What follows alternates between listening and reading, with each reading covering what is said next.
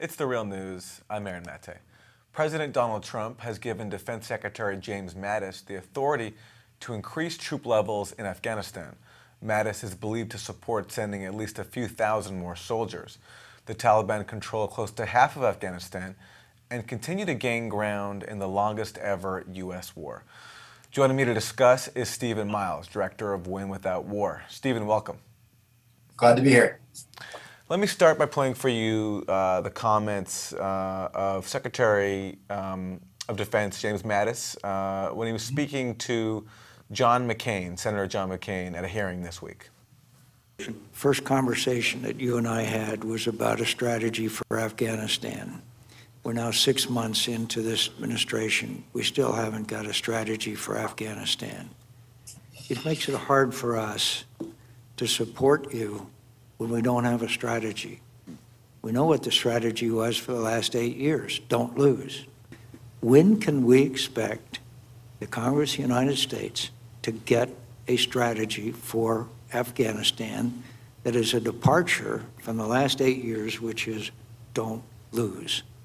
I believe by mid-July, we'll be able to brief you in detail, sir. So that's Secretary James Mattis being questioned by Senator John McCain at a hearing this week. Stephen, so the complaint there from Senator McCain is that the U.S. doesn't have a strategy. Do you think that with Trump loosening control here and basically giving Mattis carte blanche to increase U.S. forces, that strategy is changing? Well, I mean, we're heading in the opposite direction. That's the opposite of having a strategy. It's worth noting that Senator McCain's focused on the first several months of the Trump administration, but we're in the 16th year of this war. And one thing's clear is it's just not something that can be won on the battlefield. So the notion that the solution to that problem, which is 16 years in the making, is somehow solely giving authority to the Department of Defense to try to win a war that everyone agrees has political solutions, it's just preposterous. The reality is that the problems in Afghanistan are political in nature at their core, and they will only require political solutions. So we're actually getting further away from having a strategy by essentially putting everything down into the military-only bucket. So in terms of political solutions, what then do you think the U.S. should be doing? The main counterargument to that I hear is that it's the Taliban, because in part they've been doing so well on the ground militarily, aren't interested in a political solution. Well, I think that's not an accurate assessment. I mean, the reality is the U.S. has never fully pursued a diplomatic process to end the war. The diplomacy can't just be focused on one faction. It can't just be one party to the conflict. It has to be all parties to the conflict. That includes not only the Taliban, which the U.S. was unwilling to talk to for years, but also the regional stakeholders, India, Pakistan, and others. This is a problem that has been happening for a long time. And the folks like Senator McCain who think that somehow 5,000 more American soldiers will magically provide a solution that has bedeviled 100,000 American soldiers for years, it's preposterous. The reality is that something needs to change, and it needs to change dramatically. Yeah, you know, on the issue of the Taliban and them being willing to negotiate, there was a piece in the New York Times last year called "How Peace Between Afghanistan and the Taliban Foundered." And they revealed, and I hadn't heard this before, that there was a Norwegian diplomat who actually had ties to the Taliban because they deemed him to be credible. And he even spoke to Mullah Omar, the Taliban leader, who expressed at least his openness to meeting with the West. But the Obama administration instead pursued a military escalation strategy in Afghanistan. Yeah, look, the process has never been fully explored. There's been various back channels. There's been a Taliban office that was opened remotely. But the truth is we've never put our cards down and gone in for a diplomatic political solution. And part of that rests on the shoulders of the government in Afghanistan as well. You know, they do quite well for themselves, both individually and as an entity, by relying on the largesse of American military support. American taxpayers are sending billions of dollars a year to Afghanistan. Many of those billions of dollars being funneled off through corruption and put in the pockets of private citizens. People in Afghanistan and people here in Washington don't want to stop that process. So there's not much political interest from those parties on pursuing peace. But for those of us who are actually interested in seeing the conflict come to an end, we need to take a different course. And on that front, you mentioned earlier a regional solution involving other countries, and one of them is obviously Pakistan, as you said. Can you talk about the dynamic at play here where elements of the Pakistani state help fuel the war through their support of elements of the Taliban, and whether you think a solution is possible unless the U.S. is willing to put pressure on Pakistan to stop the Taliban support?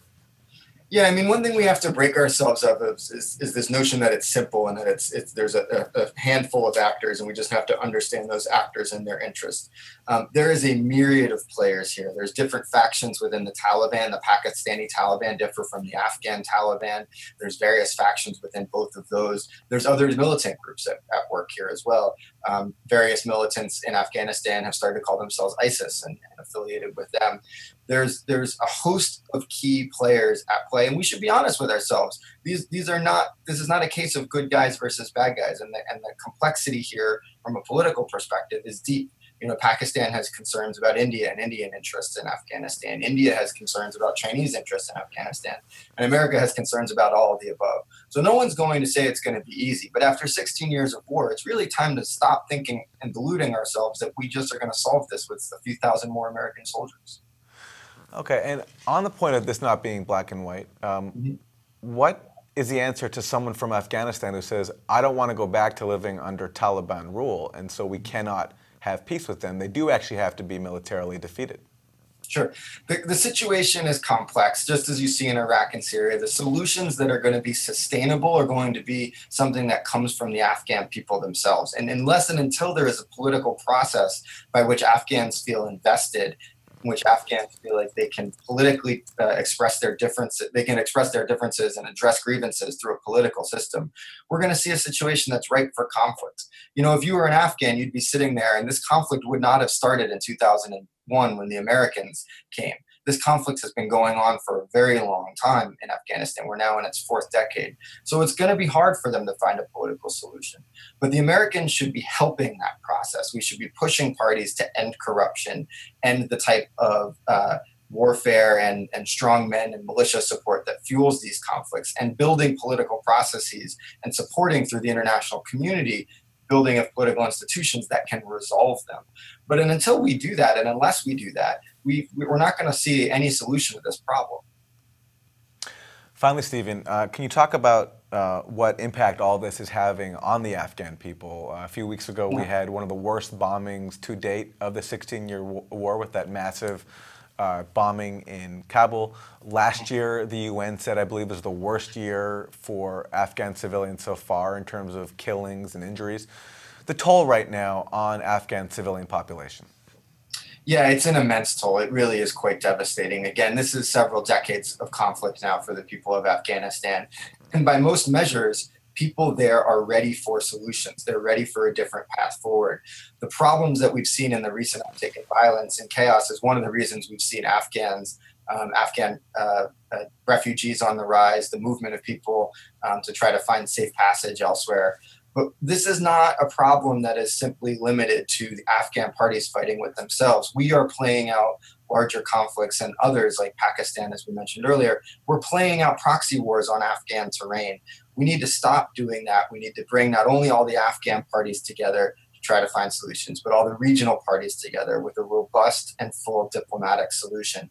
But as long as we keep trying to fight and win this on the battlefield, we're never going to do that. That's what the past 16 years of war have shown us.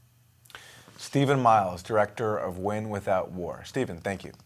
Happy to be here. Thanks. And thank you for joining us on The Real News.